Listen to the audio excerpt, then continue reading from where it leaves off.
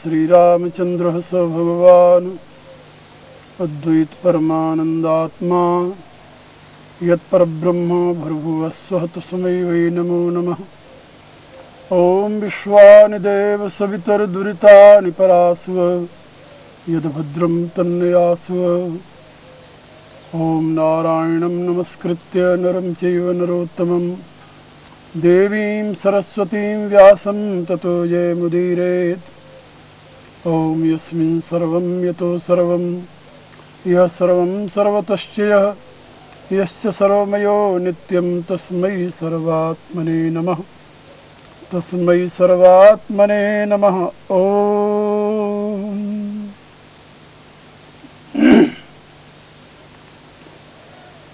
परावर रूप में उपस्थित मेरी प्रिय आत्माओं,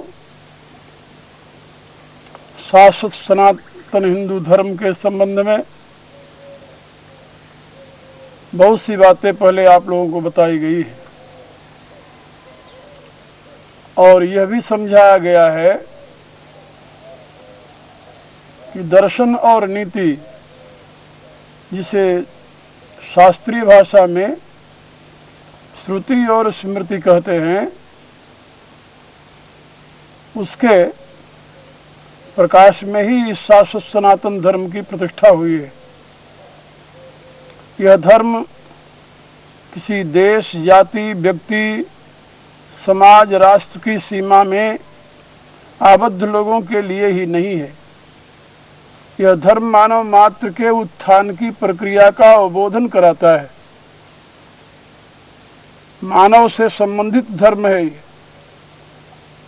क्योंकि मानवीय जीवन में जिन साधनों की उपलब्धि हुई है, उन संपूर्ण साधनों के प्रयोग की विधि इस धर्म में बताई गई है।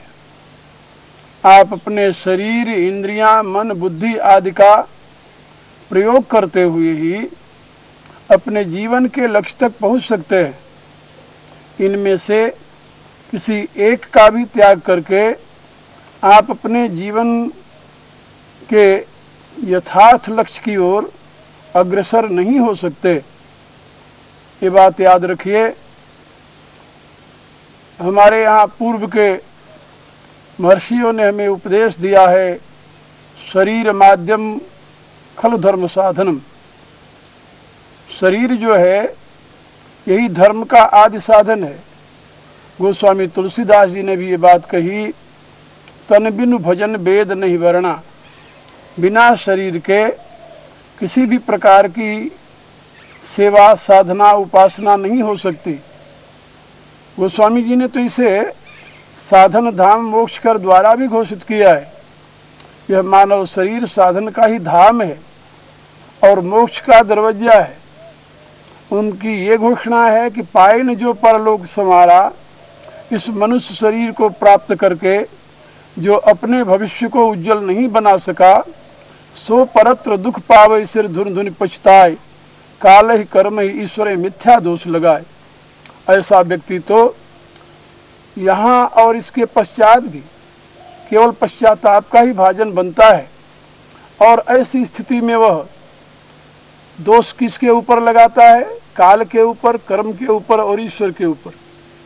वो सोचता है कि हमारा समय ठीक नहीं था, इसलिए मैंने अपने साधनों का सदुपयोग नहीं किया। हमारे भाग्य में नहीं था, इसलिए हमने अपने साधनों का सदुपयोग नहीं किया। हमारे ऊपर ईश्वर की कृपा नहीं थी, इसलिए हमने अपने साधनों का सदुपयोग नहीं किया। और आप लोग जानते हैं कि ईश्वर की कृपा न होती तो ये मनुष्य शरीर उपलब्ध भी न होता, क्योंकि मनुष्य से इतर जितनी योनियां हैं उनमें कोई भी ऐसी योनि नहीं है जिसमें ये जीव अपने संकल्पानुसार किसी शुभ कर्म का अनुष्ठान किया हो। अभिप्राय ये कि आपको जो मानव शरीर मिला ये आपके शुभ कर्मों का ही परिणाम है, ऐसा नहीं कहा जा सकता, क्योंकि मानव इतर योनियों में शुभ कर्म करने की व्यवस्था ही नहीं है। तो आप किस योनि में शुभ कर्म किए जिसके परिणाम में आपको मानव शरीर मिला? अभिप्राय ये कि ये मानव शरीर तो प्रभु की कृपा का ही प्रसाद है। कबहु करि करुणा नरदेही देत ईश बिनु हेतु स्नेही। वह अकारण करुणा वरुणालय भगवान स्वयं करुणा करके इस जीव को यह मनुष्य शरीर प्रदान किया है। यह उसके दिव्य विधान से प्राप्त हुआ है। यदि वैज्ञानिक दृष्टि से देखा जाए तब भी एक सेल के प्राणी अमीबा से विकसित होता हुआ यह मानव शरीर तक पहुंचा है। ये व्यवस्था किसकी दी हुई है? परमात्मा की, उस परमेश्वर की, उस सच्चिदानंद की। इसलिए इसमें इस जीव का कोई पुरुषार्थ नहीं रहा है। वह तो एक योनियों से दूसरी योनि में ही जाता रहा है और इसी क्रम से वह मानव शरीर तक पहुंचा है। तो यह मानव शरीर परमात्मा की कृपा का ही प्रसाद है।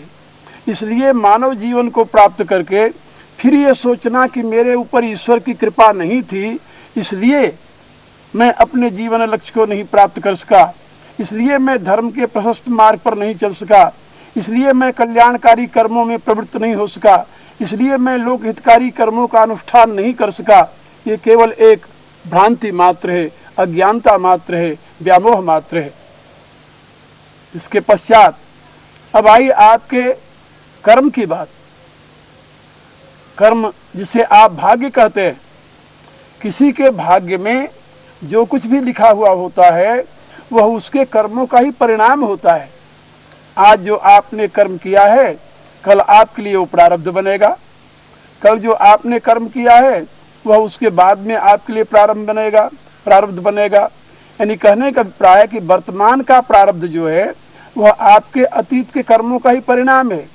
यहाँ एक शंका हो सकती है, पहले तो मैं ये बता रहा हूँ कि कर्म के परिणाम में मनुष्य शरीर नहीं मिला, फिर कहता हूँ कि आपका वर्तमान आपके अतीत का परिणाम है।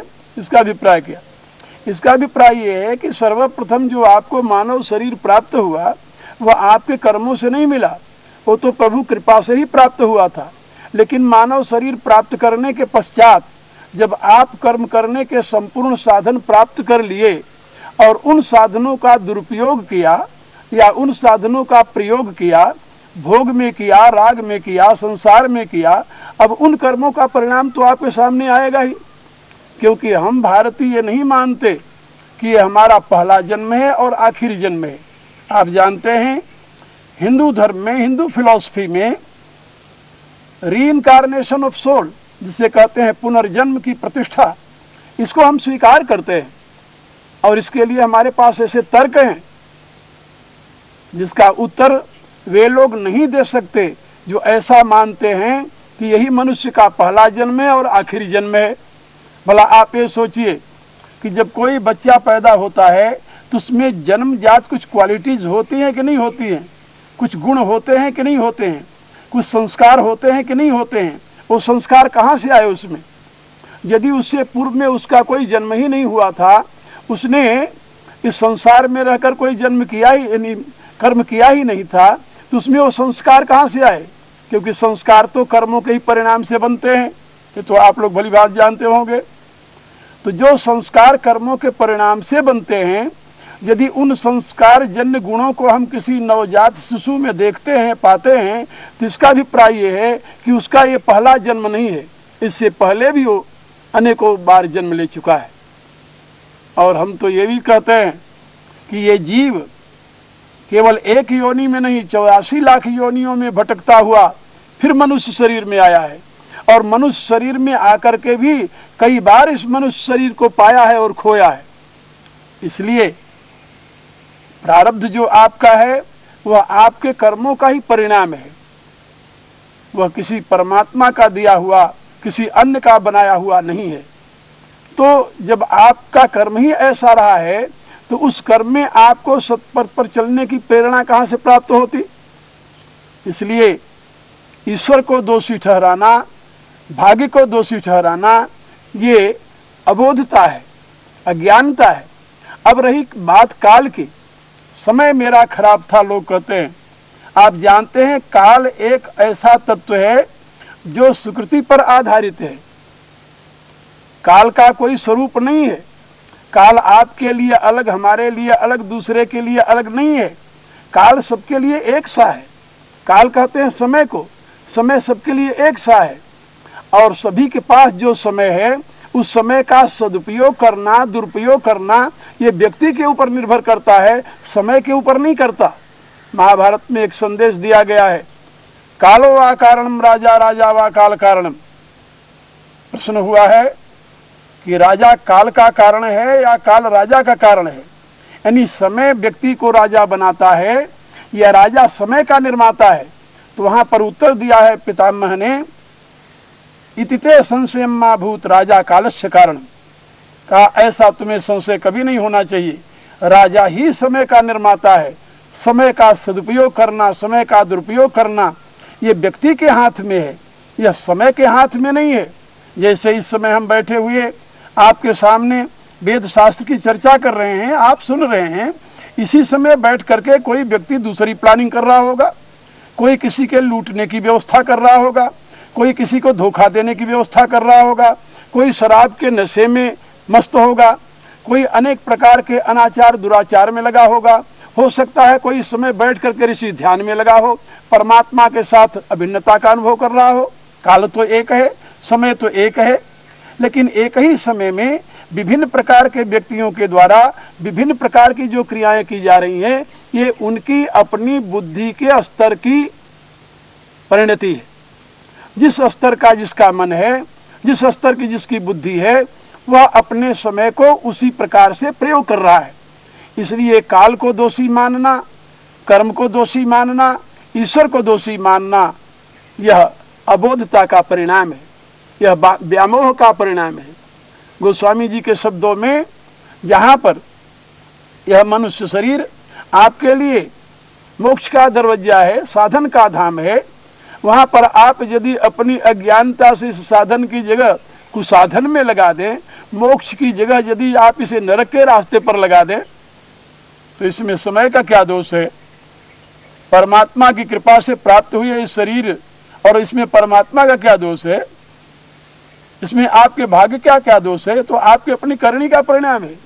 इसीलिए गोस्वामी जी ने एक बात और समझाई है कि यह मानव शरीर स्वर्ग नरक अपवर्ग निशेनी ज्ञान विराग भगत शुभदेनी। आप इस मानव शरीर को स्वर्ग के रास्ते पर लगा सकते हैं, नरक के रास्ते पर लगा सकते हैं, अपवर्ग मोक्ष के रास्ते पर लगा सकते हैं। इसी शरीर से आप ज्ञान वैराग युक्त भक्ति को प्राप्त कर सकते हैं, जो स्वर्ग नरक अपवर्ग तीनों से परे है। भगवान की भक्ति ये अपवर्ग से भी परे। इसीलिए गोस्वामी जी ने लिखा, सगुण उपासक मोक्ष न लेहि तिन कहु राम भगत निज देहि। भगवान की भक्ति का स्थान इन सभी से ऊपर है, और इसी मनुष्य शरीर से आप अपनी यात्रा जिस दिशा में चाहें उस दिशा में कर सकते हैं। यदि आप चाहें, नरक का रास्ता बड़ा सीधा है, उसके लिए आपको कोई प्रयत्न नहीं करना पड़ेगा। यदि आदमी 10,000 फुट की ऊंचाई पर चढ़ना चाहे, कितना परिश्रम करना पड़ता है उसे, आप जरा अनुमान लगाइए। और यदि 10,000 फुट से नीचे कूदना चाहे तो कितने परिश्रम की आवश्यकता है उसे? कोई परिश्रम नहीं। लेकिन परिणाम दोनों के अलग अलग हैं। यदि ऊपर चढ़ जाता है वो, तो वह आनंद का भागी बनता है, और यदि वहां से छलांग लगाकर नीचे गिरता है तो उसकी जो दुर्गति होती है आपको पता ही है। इसलिए जैसे ऊपर चढ़ना कठिन है लेकिन नीचे गिरना सरल है, गिरने का परिणाम अलग है, चढ़ने का परिणाम अलग है। इसी रूप से जब आप स्वर्ग के रास्ते पर चलेंगे, यानी कल्याण के पथ पर चलेंगे, तो आपको कठिनाई आएगी। लेकिन आप यदि नरक के रास्ते पर जाएंगे तो आपको कोई कठिनाई नहीं आएगी। उसके लिए बहुत से सहयोगी मिल जाएंगे, आपको बहुत से सहयोगी मिल जाएंगे कि आप जानते नहीं, पहले यार लोग कहते हैं एक घूंट मेरी तरफ से ले लो, और जब एक घूंट पीने की आदत पड़ गई तो ऐसी बुरी आदत पड़ जाती कि वो जन्म भर जाती नहीं।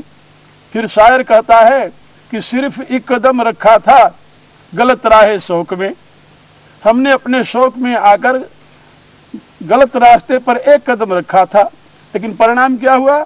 मंजिल तमाम उम्र मुझे ढूंढती रही। वह अपने मंजिल से इतना भटक गया कि वहां कभी पहुंच ही नहीं सका। सारी जिंदगी उसी में बर्बाद हो गई उसकी, उसी गलत रास्ते पर चलते चलते। मेरे कहने का अभिप्राय कि दुनिया में पतन के रास्ते पर ले जाने वाले बहुत मिलेंगे आपको, लेकिन उत्थान की दिशा प्रदान करने वाले बहुत कम मिलेंगे, क्योंकि उत्थान की दिशा कठिन है। इंद्रियों का संयम करना तो कठिन है, लेकिन इंद्रियों को उन्मुक्त छोड़ देना और विषयों में विचरण करने की इजाजत दे देना है तो सरल है। तो पशु पक्षी भी करते हैं। मनुष्यता में और पशुता में अंतर क्या है कि मनुष्य ये जानता है कि इंद्रियों का प्रयोग कहाँ करना चाहिए, कब करना चाहिए, कैसे करना चाहिए और किस उद्देश्य से करना चाहिए, लेकिन पशु ये नहीं जानता। पशु में ये बोध नहीं है। इंद्रियों का प्रयोग कहाँ करना चाहिए उसको इसका बोध नहीं है, कब करना चाहिए इसका बोध नहीं है, कैसे करना चाहिए, किस स्थिति में करना चाहिए भी उसको पता नहीं है। यही तो मनुष्य और पशु में अंतर है। पशु जो कुछ देखता है उसे पाने के लिए लालायित हो जाता है। यास्काचार्य ने पशु की व्याख्या की, पश्यति पशु, कहा जो देख करके उसे पाने के लिए तत्पर हो जाए बिना सोचे समझे कि वो पदार्थ उसके लिए उपयोगी है कि नहीं है, उसके लिए हितकर है कि नहीं है, उसके लिए ग्राह्य है कि नहीं है, केवल देखा उसके चकाचौंध में आकर उसे पाने के लिए दौड़ पड़ा। कहा वो मनुष्य नहीं है, पशु है। पश्यति पशु, देख करके दौड़ पड़ा पाने के लिए। कहा मनुष्य किसे कहते हैं? कहा मननात् मनुष्य, जो किसी तत्व को देखता है, पदार्थ को देखता है, फिर सोचता है कि ये पदार्थ मेरे लिए ग्रहणीय है या नहीं है, ये हमें ग्रहण करना चाहिए या नहीं करना चाहिए, और ये निश्चय करके कि यदि वो ग्रहणीय है, उपयोगी है, हमारे जीवन विकास में सहयोगी है, फिर तो उसको ग्रहण करता है, और यदि वो अनुपयोगी है तो उसका त्याग कर देता है। तो जो व्यक्ति ग्रहण और त्याग की क्षमता रखता है मनन शक्ति द्वारा, वह मनुष्य है। किंतु जो देख करके उसके पीछे दौड़ पड़ता है वो पशु है। वर्तमान की जिंदगी को जरा आप देखिए, मानव समाज को देखिए। मैं तो केवल भारतीय मानव समाज को नहीं, दुनिया के मानव समाज को देख रहा हूं। हर एक व्यक्ति केवल किसी पदार्थ को देखकर उसे पाने के लिए दौड़ पड़ता है। वो ये नहीं विचार करता कि इस पदार्थ को प्राप्त करके हमें क्या मिलेगा, इसका परिणाम क्या होगा, इससे हमें कौन से हित की प्राप्ति होगी, इससे हमारे आत्मा का कितना उत्थान होगा, इससे हमारे जीवन में कितना विकास होगा। वो ये नहीं समझता। जैसे धन संग्रह की प्रवृत्ति आजकल चल रही है, हर एक व्यक्ति धन संग्रही बनना चाहता है, मिलियनर बनना चाहता है, बिलियनर बनना चाहता है, करोड़पति, लखपति। अब तो लखपति की बातें खत्म हो गई जी। अब तो करोड़पति, अरबपति, खरबपति लोग बनने की चाह देख रहे हैं। ये तो आप देख रहे हो ना। और उसका परिणाम क्या हो रहा है कि अंधाधुंध उस दिशा में प्रयत्नशील हैं, उसके लिए न करने योग्य कर्मों को करते हैं। उन कर्मों के करने के पश्चात जो उनको मिलता है उसको पाकर दुखी होते हैं। ये नहीं कि उसको पाकर सुखी हो गए, वो ऐसी बात नहीं। उसको पाकर दुखी होते हैं, लेकिन दुखी होते हुए भी उन पदार्थों के त्याग में उनकी रुचि नहीं होती। ये है मनुष्य के पतन का रास्ता, जो बिना विचारे किसी पदार्थ को प्राप्त करने के लिए लालायित हो जाता है। यही पशुता है।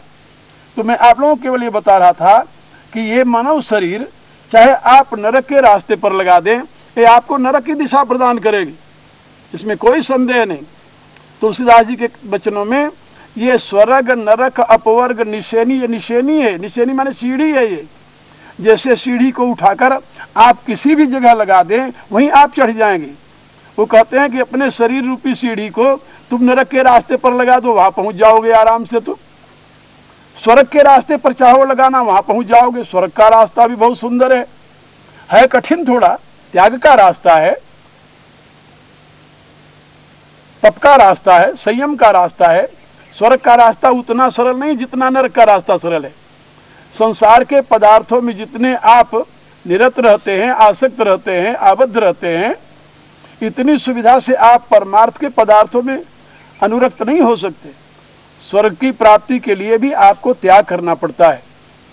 स्वर्ग की प्राप्ति का साधन बताते हुए गीता के 9वें अध्याय में भगवान ने कहा है, त्रैविद्या सोमपाह पूत पापाह यज्ञैः हिष्ट्वा स्वर्गतिं प्रार्थयन्ते ते पुण्यमासाद्य सुरेंद्रलोक मसनंत दिव्यान दिव्यदेव भोगान। अभिप्राय ये कि जो त्रय विद्या के प्रकाश में, वेदत्रयी के प्रकाश में यज्ञानुष्ठान करते हुए सोमपान करते हैं, जो अपने आप को यज्ञानुष्ठान द्वारा पवित्र बना लेते हैं, ऐसे पुण्य आत्मा स्वर्ग के सुख को प्राप्त करते हैं। स्वर्ग का सुख इतना सरल नहीं है जैसे कि आप लोग समझते हैं। चोरी करे निहाय की, दे सुई को दान, ऊंचे चढ़ को देखता केतिक दूर विमान। कहा दान देने से स्वर्ग मिलता है, कहा निहाय कहते हैं आयरन को, जो लोहार का वो बड़ा सा लोहे का आधार होता है जिस पर वो सारे अपने यंत्रों को बनाता है, कहा उसकी तो चोरी की, कबीर कहते हैं। और दान दिया सुई का, और फिर ऊंचे चढ़कर देख रहा है कि अभी स्वर्ग से तो विमान आया ही नहीं मेरे को लेने के लिए, क्योंकि शास्त्रकारों ने लिखा है कि दान दोगे तो विमान आएगा, स्वर्ग में ले जाएगा। यानी मेरे कहने के प्राय कि अपने दैनिक कर्मों को देखिए कि उन दैनिक कर्मों में कितने कर्म आपके अज्ञात्मक हो रहे हैं, कितने कर्म आपके भोगात्मक हो रहे हैं, और कितने कर्म आपके अज्ञानात्मक हो रहे हैं। क्योंकि अज्ञान के द्वारा किया हुआ कर्म भोग भी नहीं देता, वो तो परिणाम में दुख ही देता है। यदि आप यज्ञात्मक कर्म करते हैं तो आपको स्वर्ग मिलेगा, इसमें कोई संदेह नहीं है। यदि आप भोगात्मक कर्म करते हैं तो उसमें भी संदेह है कि भोग आपको प्राप्त होगा कि नहीं होगा। अब इसका निर्णय आप स्वयं कर सकते हैं और अपनी तरफ देखिए।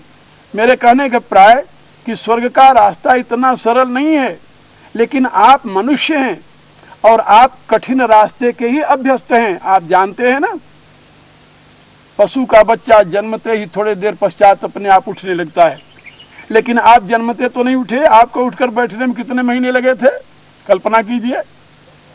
और बैठकर चलने में कितने महीने लगे थे, खड़े होने में कितने महीने लगे थे, फिर कितने वर्ष बाद आप दौड़ने लगे थे, ये तो आप स्वयं जान सकते हैं।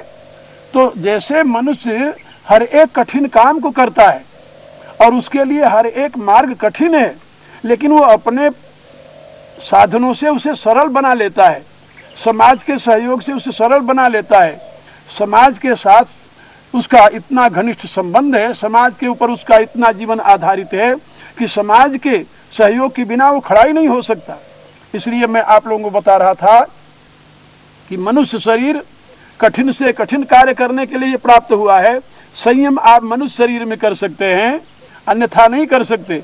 मनोनिग्रह मनुष्य शरीर में कर सकते हैं, हत्या नहीं कर सकते। इसलिए यह मनुष्य शरीर यदि आप नरक के रास्ते पर लगा दें तो उधर चला जाएगा, स्वर्ग के रास्ते पर लगाएं तो उधर चला जाएगा। और यदि आप इससे परे अपवर्ग के रास्ते पर, मोक्ष के रास्ते पर लगाना चाहते हैं तो आपका मनुष्य शरीर उस दिशा में भी आपको ले जा सकता है। आप सक्षम हैं। ये नहीं किस जन्म में आपको मोक्ष मिलेगा, अभी इसी जन्म में भी आप मोक्ष के अधिकारी बन सकते हैं यदि आप अपने जीवन का सदुपयोग करें तो। मेरे कहने का अभिप्राय कि ये मनुष्य शरीर साधन का धाम है, मोक्ष का दरवाजा है। इससे आप स्वर्ग, नरक और अपवर्ग इन तीनों में किसी को वर्ण करके प्राप्त कर सकते हैं, और इसके साथ आपको ज्ञान विरागी भक्ति भी प्राप्त हो सकती है। लेकिन ये सब निर्भर करता है आपके प्रबल इच्छा पर। आप क्या पाना चाहते हैं इसका निर्णय आप स्वयं करें। इससे आगे की बात मैं आपको पुनः बताऊंगा। अभी इन्हीं शब्दों के साथ मैं अपनी वाणी को ही विराम देता हूँ। हरि ओम तत्सत।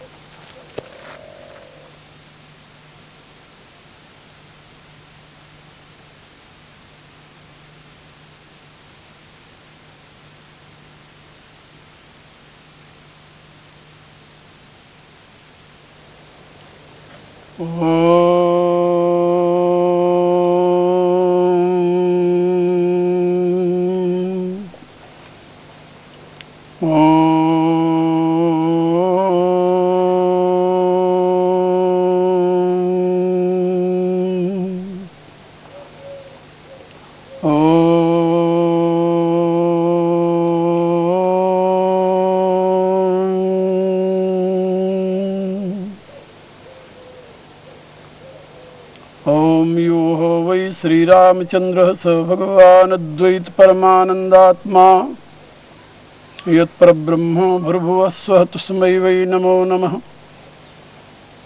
ओम यस्मिन् सर्वं यतो सर्वं यः सर्वं सर्वतश्च यः यस्य सर्वमयो नित्यं तस्मै सर्वात्मने नमः। तस्मै सर्वात्मने नमः। ओम। परावर रूप में उपस्थित मेरी प्रिय आत्माओं, आप लोग मेरे द्वारा शाश्वत सनातन हिंदू धर्म के व्यवहारिक स्वरूप के विषय में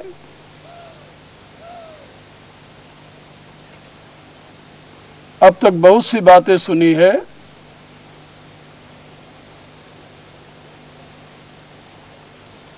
आगे कुछ और बातें मैं आपसे करने जा रहा हूं। यहाँ एक बात ध्यान रखना है कि श्रुति वाक्य का जो आदेश है वह सामान्य स्थिति के लिए है।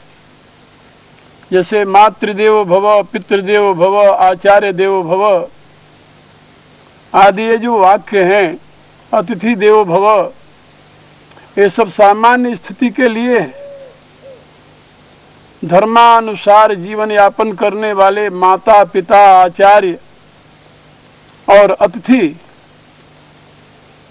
आदि के प्रति देव भावना का होना, उनका आदर सम्मान पूजन सत्कार करना ये आवश्यक है।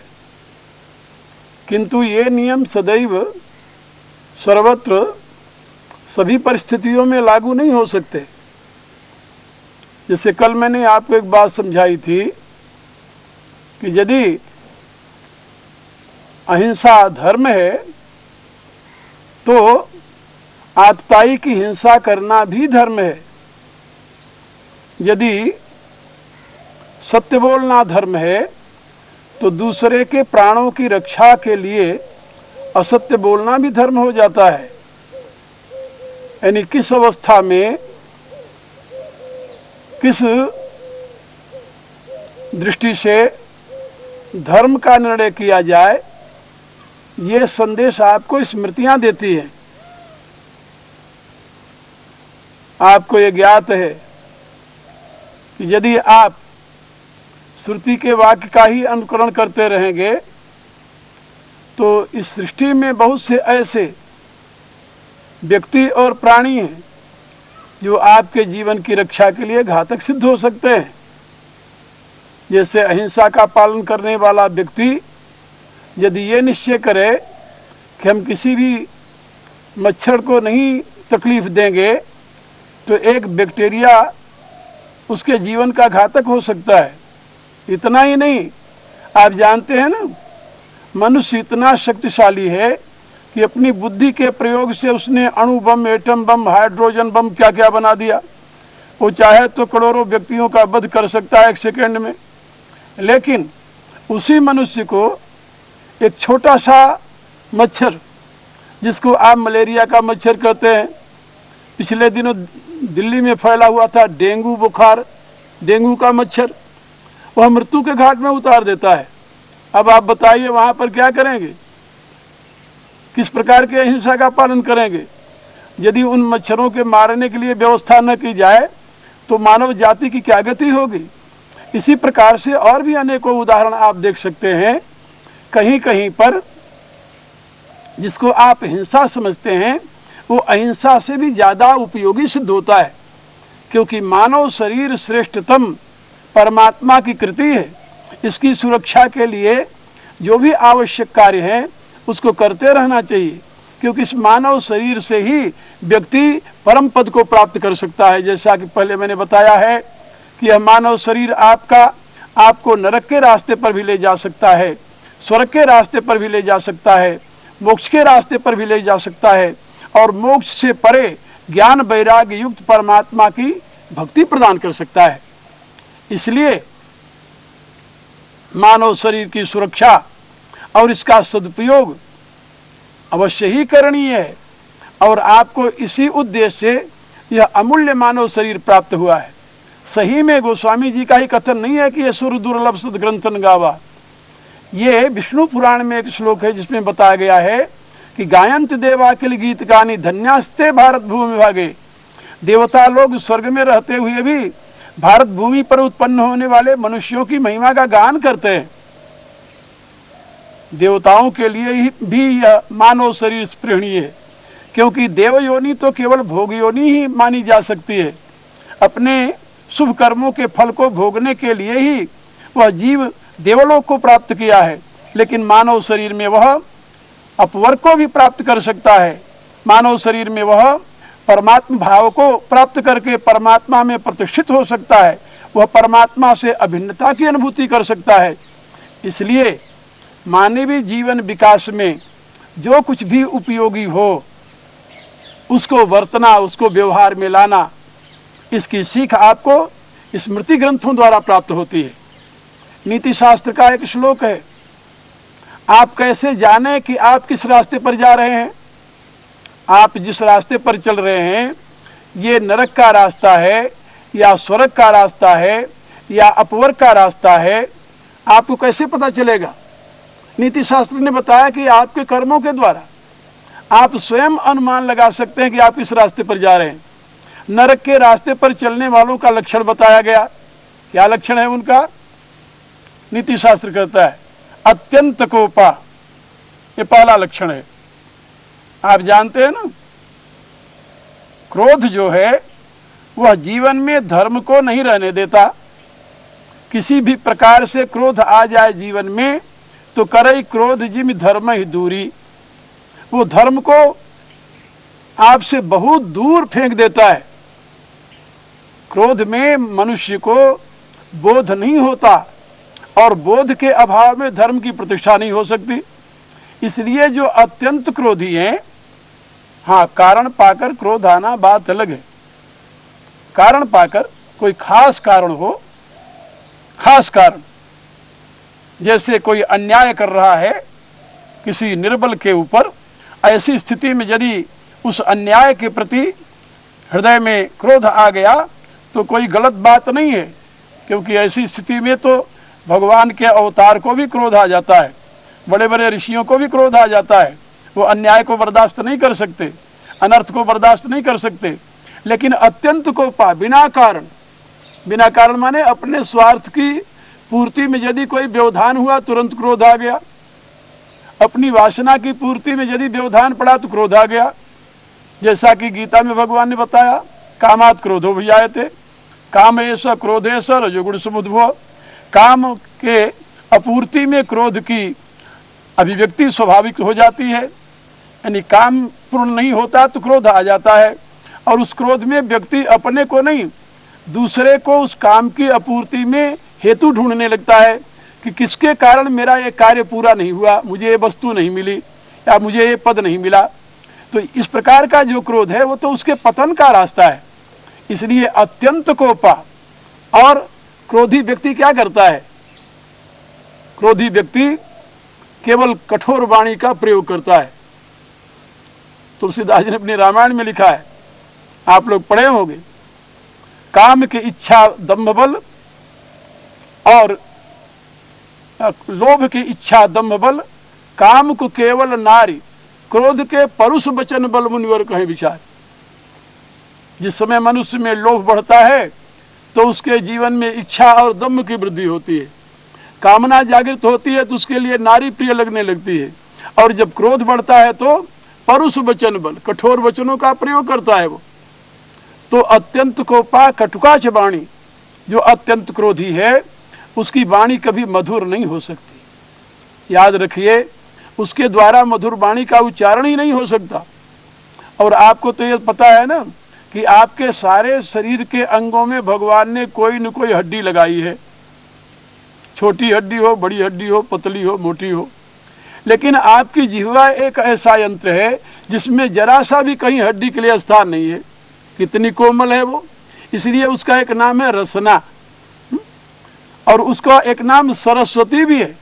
हाँ, वेद में ये जिह्वा को सरस्वती भी कहा गया। सरस्वती माने सरस्वती, वह रसवती है जिह्वा। और उसके द्वारा रसमय शब्दों का ही प्रयोग होना चाहिए। लेकिन जब आप क्रोध के आवेश में आते हैं तो उस कोमल जिह्वा से आप कठोर शब्दों का प्रयोग करने लगते हैं। और आप जानते हैं कि शस्त्र का मारा हुआ व्यक्ति बच भी सकता है, लेकिन कठोर शब्द का मारा हुआ व्यक्ति कभी बच नहीं पाता, यानी कहने का प्राय उसकी पीड़ा को बर्दाश्त नहीं कर पाता।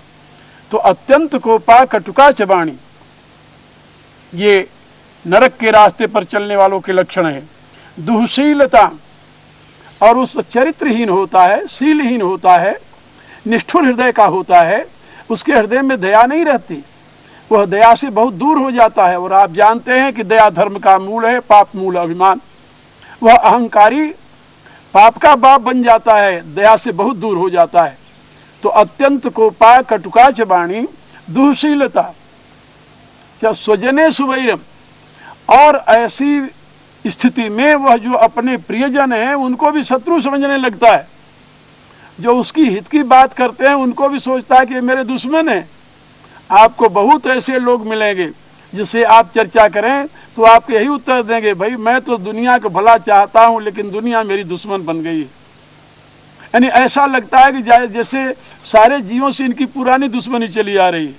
कभी कभी तो भगवान को भी दुश्मन अपना घोषित कर देते हैं कि मेरे विचार से भगवान मेरे को पसंद नहीं करता या मेरे किसी काम को सफल नहीं होने देता।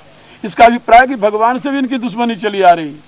तो ये जो प्रवृत्तियां हैं ये नारकी जीवन की प्रवृत्तियां हैं। दुःशीलताम च स्वजने सुवैरम, दुःशीलता माने कठोरता। शील शब्द का अर्थ एक सदाचार भी होता है, कदाचारी, अनाचारी, दुराचारी, इस प्रकार की प्रवृत्ति का आविर्भाव हो जाता है जीवन में। और ऐसा व्यक्ति नरक पथ का अनुगामी होता है। याद रखिए, अत्यंत कोपा कटुका चबाणी दुःशीलताम च स्वजने सुवैरम, जो उसके स्वजन हैं, सुहृद जन हैं, जो उसके हित की बात करते हैं, उनको भी अपना शत्रु मानने लगता है वो। और वो ऐसा समझता है कि ये मेरे सुख में व्यवधान उपस्थित कर रहे हैं, मेरी कामना की पूर्ति में बाधक हो रहे हैं, जो मैं चाहता हूं उसे प्राप्त नहीं करने दे रहे हैं, जैसा मैं करना चाहता हूं वैसा नहीं करने दे रहे हैं। और वो अपने सुहृद को जब दुश्मन मानने लगता है, विरोधी मानने लगता है, तो आप बताइए उसको सही रास्ते पर ले जाने के लिए कौन दूसरा आएगा? उसको सही सीख देने वाला कौन दूसरा मिलेगा? उसे सही दिशा प्रदान करने वाला दूसरा सहयोगी कौन मिल सकता है? इसलिए दुःशीलताम च स्वजने सुवैरम। और नीच प्रसंग, ऐसे लोग नीच व्यक्तियों का संग करते हैं। नीच कौन है? जिसकी नीच बुद्धि है। नीच कौन है? जिसके नीच विचार हैं। नीच कौन है? जिसके नीच कर्म है। ऐसे व्यक्ति को नीच कहते हैं। दुनिया में दो ही प्रकार के व्यक्ति मिलेंगे, एक वे जिनके उच्च विचार हैं, जिनके उच्च आदर्श हैं, जो उन आदर्शों की सुरक्षा के लिए अपने सर्वस्व का त्याग भी करने के लिए तत्पर रहते हैं, और एक वो व्यक्ति जिनके नीच विचार हैं, जिसके नीच कर्म हैं, जिसकी नीच वृत्ति है। वो अपनी कामना को पूर्ण करने के लिए अपने धर्म का भी त्याग कर सकते हैं। आज आपको बहुत ऐसे लोग मिलेंगे जो अपने स्वार्थ की सिद्धि के लिए उन कर्मों को भी करने के लिए तत्पर रहते हैं जो कर्म उनको नहीं करना चाहिए, जिन कर्मों के द्वारा उनकी नीच स्थिति का अवबोधन होता है, ऐसे कर्मों में वो प्रवृत्त हो जाते हैं। और नीच प्रसंग, ये सब क्यों होता है? नीच व्यक्तियों के संग का परिणाम है। तुलसीदास जी ने अपनी रामायण में एक चौपाई लिखी, को न कुसंगत पाई न साई, रहे न नीच मते चतुराई। दुनिया में कौन ऐसा व्यक्ति हुआ जिसको कुसंगति मिली हो और उसका नाश न हुआ हो? उन्होंने एक बात और कही, रहे न नीच मते चतुराई। नीच व्यक्ति के मत में आने से व्यक्ति की चतुरता समाप्त हो जाती है, कुशलता समाप्त हो जाती है, बुद्धिमत्ता समाप्त हो जाती है। ऐसा व्यक्ति जो है वह नीच प्रसंगी कहा जाता है, नीच व्यक्तियों का संग करने वाला। उसके मार्गदर्शक नीच लोग होते हैं, उसके पतन के रास्ते पर ले जाने वाले भी वही लोग होते हैं। एक बात याद रखिए, प्रत्येक मनुष्य में दो प्रकार के संस्कार हैं। एक तो पाशविक संस्कार, जो अनेक योनियों में भटकते हुए मानव योनि में आने पर उन पूर्व के योनियों के संस्कार, जिसको नेचुरल इंस्टिंक्ट कहते हैं अंग्रेजी में, एक तो वो संस्कार है और दूसरा उसमें दैवी संस्कार है, क्योंकि बुद्धि जो है यह अदिति है और अदिति की संतानें देवता होती है, तो आप जानते हो। तो विशुद्ध बुद्धि के द्वारा जिन संस्कारों का, जिन गुणों का आविर्भाव होता है उनको दैवी गुण कहते हैं। तो मनुष्य के पास बुद्धि भी है और मनुष्य के पास पूर्व के संस्कार भी हैं। बुद्धि दैवी गुणों की जन्मदात्री है और पूर्व के संस्कार उसके पशुता के। अब आप समझिए, यदि उसे सही रास्ता मिल जाए, सही संगति मिल जाए, तो उसके पशुता के संस्कार नष्ट हो जाते हैं और दैवी गुणों का विकास होता है। और यदि उसे कुसंगति मिल गई, नीच व्यक्ति की संगति मिल गई, तो क्या होता है, फिर पशुता के संस्कार वृद्धि को प्राप्त होते हैं और दैवी गुण सदा के लिए दब जाते हैं। तो नीच व्यक्ति की संगति से मनुष्य में कुसंस्कारों का आविर्भाव होता है, दुर्गुणों का आविर्भाव होता है। एक बात और यहाँ पर समझ लें, आप लोगों ने सुना होगा कि कश्यप मनु की दो स्त्रियां थी, एक का नाम था दिति और दूसरे का नाम था अदिति। दिति के पुत्र दानव हुए और अदिति के पुत्र देवता। ये जानते हो उसका रहस्य क्या है?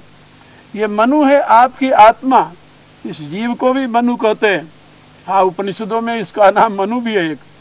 और इस मनु की दो प्रकार की वृत्तियां हैं, जिसको दो स्त्रियां बताया गया है। एक वह बुद्धि है जो भेदकरी बुद्धि है, जिसको दिति कहते हैं। दो अवखंडने धातु से दिति शब्द बनता है संस्कृत में, जिसका अर्थ होता है विभाजन को स्वीकार करना, विभाजन को मानना, विभाजन को देखना। अवखंडन माने टुकड़े टुकड़े में किसी सत्य को समझना। और इस प्रकार की जो बहुआयामी वृत्ति है, बहुआयामी वृत्ति को दिति कहते हैं। और इसकी संतानें जो होती हैं वो दैत्य होती हैं। दैत्य माने ये कुसंस्कारों से युक्त, जिसकी मैं भी चर्चा कर रहा हूँ। और ऐसे संस्कारों वालों को ही नीच कहते हैं। और अदिति जो बुद्धि सभी में समभाव देखती है, जिसमें भेद नहीं है, जिसमें विखंडन नहीं है, जिसमें किसी प्रकार की डाइवर्सिटी नहीं है, ऐसी बुद्धि को अदिति कहते हैं। वह अदिति जो है उससे देवताओं का आविर्भाव होता है। यानी समभाव में जो बुद्धि है उससे दैवी गुणों का आविर्भाव होता है। विषम भाव में जो बुद्धि है उससे आसुरी गुणों का आविर्भाव होता है।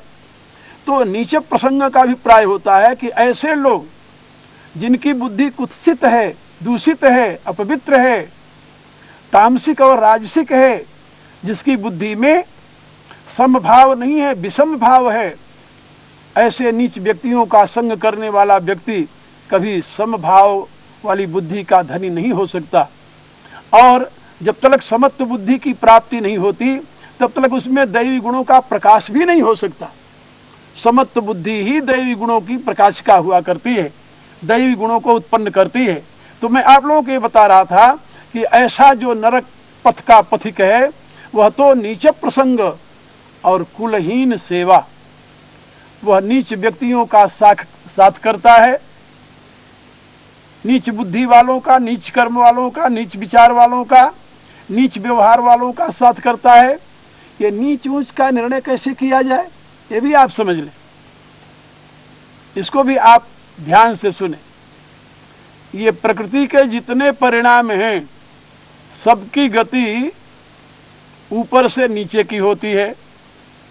यानी कारण से स्थूल तक आते हैं वो, कारण से सूक्ष्म, सूक्ष्म से स्थूल। जैसे अव्यक्त प्रकृति से महतत्व, महतत्व से अहंकार, अहंकार से मन, अहंकार से ही 5 विषय, 5 विषयों से 5 महाभूत। तो ये सूक्ष्म से स्थूल की तरफ आए, यानी ऊपर से नीचे की तरफ आए। आप यूँ समझिए व्यापकता से सीमा की तरफ आए। तो ये सब क्या हुआ, ये ऊपर से नीचे हुआ। अब इन नीच पदार्थों में जिसकी वृत्ति है, इन्हीं को जो सत्य मानने लगता है, जो विषयों की सत्ता को ही सत्य मानने लगता है, जो पंचमहाभूतों की सत्ता को ही सत्य मानने लगता है, जो अपनी इंद्रियों के विषयों को ही सत्य मानने लगता है, इंद्रियों को ही सत्य मानने लगता है, या इंद्रियों के धनी मन को ही सत्य मानने लगता है, इस प्रकार की वृत्ति वाले व्यक्ति को नीच वृत्ति कहते हैं, क्योंकि ऐसे व्यक्ति ही दुनिया के संग्रह में लगते हैं, ऐसे व्यक्ति ही व्यक्तिवाद के धनी होते हैं, और यही व्यक्तिवाद पूंजीवाद को जन्म देता है। और ये पूंजीवादी और व्यक्तिवादी लोग दुनिया में मनुष्यता के हत्यारे होते हैं। बात याद रखना, मनुष्य के हत्यारे बने व न बने, लेकिन मनुष्यता की हत्या ये अवश्य करते हैं, क्योंकि बिना मनुष्यता की हत्या किए न तो ये पूंजीपति बन सकते हैं और न तो ये व्यक्तिवादी बन सकते हैं। इसलिए मैं आप लोगों को बता रहा था कि इस प्रकार की वृत्ति रखने वाले को हमारे यहाँ नीच वृत्ति वाला व्यक्ति कहा गया है। उच्च वृत्ति वाला व्यक्ति कौन है?